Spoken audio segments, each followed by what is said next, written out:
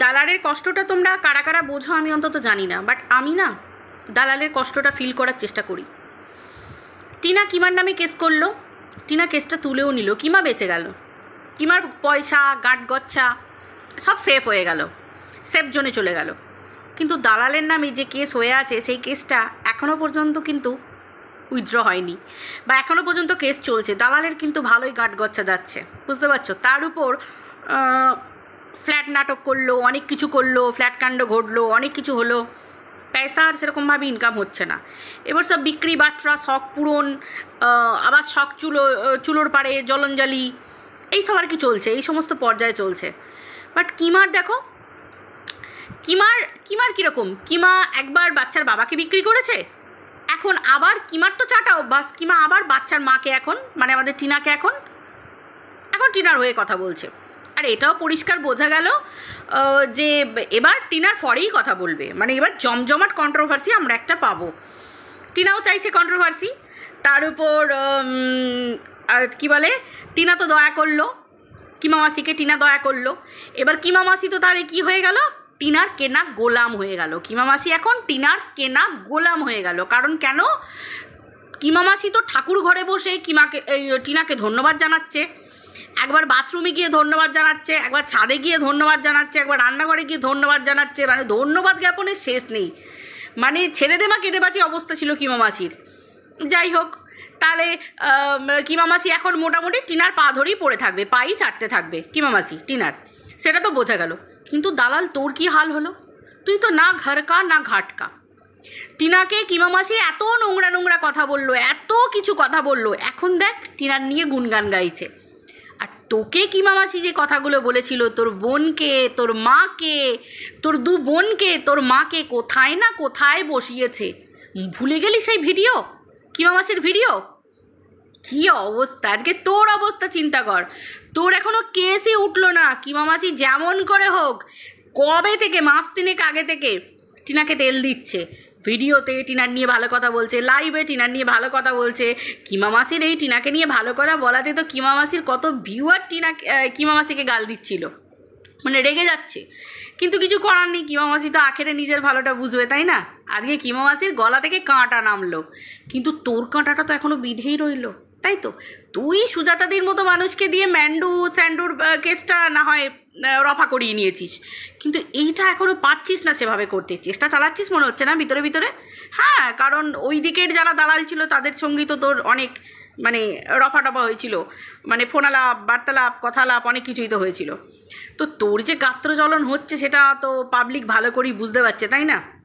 মানে দালালের খুব কষ্ট, এই কষ্টটা তোর না মানে আমরা সহ্য করতে পারছি না, জাস্ট আমরা দেখতে পাচ্ছি না, জাস্ট দেখতে পাচ্ছি না। এখন দেখ কিমা মাসি টিনার হয়ে গুণ গাইবে, এবার যে কন্ট্রোভার্সিটা হবে না, দেখবি কিমা মাসি বাচ্চার বাবাকে সেই গাল দিচ্ছে, নোংরা কথা বলছে। কারণ দেখ এতদিন তো বাচ্চার বাবার গুণগান গেয়ে এসেছে, এবার এখন কি হবে, কন্ট্রোভার্সি জোরদার হবে। এদিকে টিনারও ভিউজ হবে, এদিকে বাচ্চার বাবারও ভিউজ হয়তো একটু একটু করে উঠবে, কারণ বাচ্চার বাবা যদি একটা ক্লু পায়, বাচ্চার বাবা 100টা ভিডিও নামাবে। আবার কিমা মাসি এখন টিনার হয়ে কথা বলবে, মানে ভাবতে পারছিস, কিমা মাসি যে টিনাকে বিক্রি করেছে সেই টিনার হয়ে কথা বলবে। আর তোর অবস্থা চিন্তা কর, তুই টিনার বিপরীতে কথা বলছিস, লে হালুয়া, কিমা মাসির ভিউজ আবার আপে হয়ে যাবে। তার মানে বুঝতে পারছিস, কিমা মাসি বাচ্চার বাবাকেও বেচলো, টিনাকেও বেচলো, বাচ্চার বাবাকেও বেচলো, আবার টিনার ফরে কথা বলছে, মানে কিমা মাসির তো মারলুই। আর দালাল তুই জীবনে কি করতে পারলি দেখ, আমাদের কথা বাদ দে, আমরা তো চুনো পুটি, আমাদের কথা বাদ দে, কিন্তু তোর কি হাল তুই সেটা একবার ভাব। তুই তো না ঘরকা না ঘাটকা, টিনা তো তোকে পাত্তাই দেয় না, তোকে নিয়ে তো কত ঠেস মেরে কথা বলেছে, তাই না? অ্যাকচুয়ালি কী বলতো, তোকে পাত্তাই দেয় না, তাই না? তোকে পাত্তাই দেয় না, কারণ ও ভিডিওতে কোনো দিন তোকে নিয়ে কোনো কথা কিচ্ছু বলেনি। তুই লোকের কাছে বলেছিস তোকে নিয়ে নাকি কত কথা বলেছে, কই আমরা তো বাবু দেখতে পাইনি তোকে নিয়ে কি কথা বলেছে, তাই না? আর রইল পড়ে কিমা মাসির ক্ষমা চাওয়ার ব্যাপার। তুই যেটা কালকে মানে লোককে পোক করছিলিস, সঞ্জয় দাকে নিয়ে পোক করছিলিস, কত রকম কথা বলছিলিস, তো তোর কথা বলি, তুই কিছু করতে পেরেছিস? কিমা মাসি যে তোকে, তোর মাকে, তোর দু বোনকে কোন জায়গায় বসাবে বলেছিল, কিছু করতে পারলি কিমা মাসিকে? কিচ্ছু করতে পারলি না।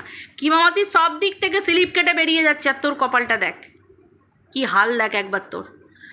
ও চোখে জল চলে আসছে আমার, তোর অবস্থা দেখে চোখে জল চলে আসছে। ভাই কিমা মাছির মতো মূর্খ অশিক্ষিত মহিলা, সে এত কিছু পেরে গেল, হ্যাঁ, তলে তলে এত কিছু পেরে গেল, ক্ষমা বাড়তি হয়ে গেল, মুচলেখা জমা দিয়ে দিল, মিস আন্ডারস্ট্যান্ডিং ক্লিয়ার করে নিল টিনার সাথে। আর তুই কি করতে পারলি আজ পর্যন্ত? কিছু করতে পারলি না। তার মানে বুঝতে পারছিস কি হাল করেছিস নিজের। কি করবি বল, আমি বুঝতে পারছি তোর দুঃখ হচ্ছে, তোর কষ্ট হচ্ছে, তুই সেই যন্ত্রণায় সেই জ্বালায় তুই ভিডিও করছিস, বুঝতে পারছি। আর রইল পরে টিনার কন্ট্রোভার্সি চাওয়া। হ্যাঁ, টিনা তো কন্ট্রোভার্সি চাইছে, সেটা তো ভিডিওতেও নিজেই বলছে। না হলে ও এত মানুষ ওকে এত কথা কেসের ব্যাপারে জিজ্ঞাসা করেছে, ও কোনো দিন উত্তর দেয়নি, আর ও এই কেসটার ব্যাপারে পাবলিকের কাছে এত ডিটেলসে বলতে এলো, সেটা তো সে প্রত্যেকটা মানুষ বলবে, প্রত্যেকটা মানুষই বলছে যে টিনা কন্ট্রোভার্সি চাইছে। ভালো কথা, ও যদি কন্ট্রোভার্সি চায়, ও যদি হজম করতে পারে করুক, ওকে নিয়ে কন্ট্রোভার্সি হবে।